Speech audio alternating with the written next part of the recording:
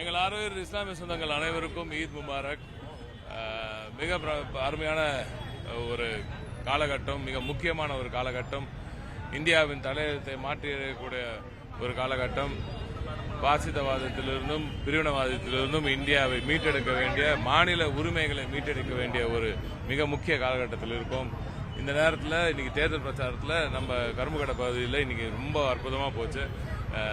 பார்க்குற சகோதரர்கள் எல்லோரும் கையை உறுதி நாங்கள் நோட்டீஸ் கொடுக்கறதுக்கு முன்னாடியே காவலே படாமல் இருக்க, இந்த முறை முழுமையாக உங்களுக்கு தான், உதயசூரனுக்கு தான் எங்கள் வாக்குகள் என்று சொல்லும் பொழுது மனதுக்கு நிறைவாக இருக்கிறது. அதே சமயம் அவர்கள் மீது ஏவப்பட்டுள்ள அந்த அடக்குமுறையின் அந்த அந்த எவ்வளோ பெரிய கொடூரமான தாக்கலுக்கு இஸ்லாமிய சகோதரர்கள் எல்லாம் பல ஏரியாவில் ஆளாக்கப்பட்டிருக்கிறார்கள் என்பதெல்லாம் அந்த உணர்வுலேருந்து தெரியுது. அந்த வழி, அவர்களுக்கான வழியின் ஒரு ஆறுதலாக இருக்கும் ஒரே தலைவர் மாண்புமிகு தமிழ்நாடு முதலமைச்சர். இஸ்லாமிய சகோதரர்கள், மைனாரிட்டிஸ்க்கு, அனைத்து ஒடுக்கப்பட்ட சமூகத்துக்கும் எல்லா விதமாக வாழ்க்கையில், சமுதாயத்தில் யார் மேலெல்லாம் தாக்குதல்கள் ஏற்பட்டிருக்கோ, யார் மேலெல்லாம் ஒடுக்குமுறை ஏவப்பட்டிருக்கிறதோ, அது போன்ற அனைத்து தரப்பு மக்களுக்கும், சிறுபான்மையினருக்கு மட்டுமல்லாமல் அனைத்து தரப்பு மக்களுக்கும் ஒரு பாதுகாவலராக திகழும் மாண்புமிகு தமிழ்நாடு முதலமைச்சர் மீது, திராவிட முன்னேற்ற கழகத்தின் தலைவர் மீது, இந்தியா கூட்டணியின் முக்கிய அங்கமாக இருந்து அதை அமைத்த ஒரு நபராக இருக்கும் மாண்புமிகு தலைவர் மு.க. ஸ்டாலின் அவர்களின் பக்கம் ஒட்டுமொத்த கோவையும் இருக்கிறது, ஒட்டுமொத்த தமிழகமும் நிச்சயமாக இருக்கிறது. இன்னும் 6 நாள் தான் இருக்கு எலெக்ஷனுக்கு. கிரவுண்ட் எப்படி அட்டகாசமா இருக்கு, ரொம்ப அற்புதமா இருக்கு. நாங்க முன்னாடி ஃபர்ஸ்ட் 2-3 நாட்கள் நாங்க இறங்கி ஓட்டு கேட்கும்போது எல்லாரும் ஒண்ணா வந்துட்டு இருந்தாங்க. இப்போ அவர்களுக்கு எல்லா பகுதியிலும் மக்கள், அதுவும் குறிப்பாக இளைஞர்கள் தன்னார்வலர்களாக அவர்களே வந்து உதயசூரனுக்கு வாக்கு கேட்பது மிக அற்புதமான ஒரு காட்சியாக இருக்குது. அதுல இருந்து தெரியுது ஒட்டுமொத்த மக்களின் அந்த எண்ண ஓட்டம் எந்த பக்கம் இருக்குன்னு. உதயசூரனுக்கு பிரம்மாண்டமான வெற்றி கோவையில் நிச்சயமாக காட்டும்.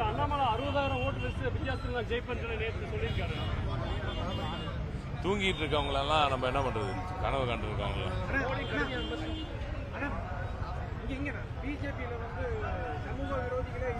அதிமுகன்னு ஒரு எதிர்கட்சி நிக்குது தேர்தலில், தெரியுமா? அதை பத்தி ஏதாவது கேட்கறது கேளுங்க. இப்ப நீங்களே மறந்துடுறீங்களா அவங்கள? அப்ப நீங்களும் அவங்க 2 பேரும் ஒண்ணுதான் நினைக்கிறீங்க, அப்படிதானே? கரெக்ட், சொல்லுங்க. பட்டியல் இருக்கோம், ஐடிவிங்களை போட்டு ஒட்டி இருக்கோம், நோட்டீஸ் வேணா ஓட்டுறோம். நாங்க சமூக விரோதிகளை எடுத்து விட்டால் பிஜேபியில கட்சியில ஆளே இருக்க மாட்டாங்க. வேற இல்லையா? பிஜேபி கட்சி முழுமையாக சமூக விரோதிகளாக மட்டும்தான் இருக்கிறாங்க. இந்த சமூகத்துக்கும் சமுதாயத்துக்கும் ஒட்டுமொத்த விரோதிகள் அந்த இயக்கத்தில் தான் கொண்டு போய் சேர்த்திருக்கிறார்கள் இந்த காலகட்டத்தில். அந்த காலத்தில் அற்புதமான தலைவர்கள் எல்லாம் இருந்தார்கள். திரு வாஜ்பாய் அவர்கள் போன்ற அற்புதமான நபர்கள் எல்லாம் அங்கே இருந்தார்கள். ஆனா இப்ப சமீப காலத்துல நீங்க அவங்க கட்சி உறுப்பினர் சேர்க்கை எப்படி இருக்குன்னா, நேரா போய் போலீஸ் ஸ்டேஷன்ல போய் வாண்டட் லிஸ்ட் வாங்கிடுவாங்க உங்களுக்கு. அதை வாங்கிட்டு வந்து அதுல பாவா நீவா டிக்கெட் அடிச்சு கூட்டு வராங்க. இதுல என்ன கொடுமைனா, இது இவங்களோட சொந்த நியூஸ் சேனல் மாதிரி நடக்கும் ஒரு நியூஸ் சேனல்ல நடக்கும் ஒரு இன்டர்வியூல அம்மையார் நிர்மலா சீதாராமன் அவர்களே அதை ஓப்பனா ஒத்துக்கிறாங்க. ஆமா, யார் வேணா இந்த இயக்கத்துக்கு வரலாம். அவங்க கேட்கறாங்க தெளிவா, அதாவது இப்படி கொள்ளையடித்தவர்கள், இப்படி தப்பு செய்தவர்கள்லாம் இந்த கட்சியில வந்து சேர்த்துப்பீங்களா அப்படின்னு செய்தியாளர் கேட்கும் பொழுது அந்த அம்மையார் ஆமா அப்படின்றாங்க. அது எப்படி சரின்னு எங்களுக்கு யாருக்குமே புரிய மாட்டேது. அந்த இயக்கத்தை சார்ந்தவர்களே, நான் இந்த முறை நல்லா தெளிவாக கேட்டுக்கோங்க, இந்த விஷயம் நடக்க தான் போகுது. இந்த முறை அதிமுக வீட்டு இல்லங்களில் இருக்கும் தாய்மார்கள் நிச்சயமாக சூரியனுக்கு வாக்களிக்க போறார்கள், நிச்சயமாக திராவிட முன்னேற்ற கழகத்துக்கு. அதே போல பாஜகவில் இருந்து இந்த இயக்கம் எதை நோக்கி சென்றதோ அதை விட்டு திசை மாறி போய் தனிநபர்களுக்கான இயக்கமாக மாறி வருகிறது என்று எண்ணும் அனைத்து பாஜக சகோதரர்களும் நிச்சயமாக இந்த முறை சூரியனில் வாக்களிப்பார்கள். நீங்க பாருங்க.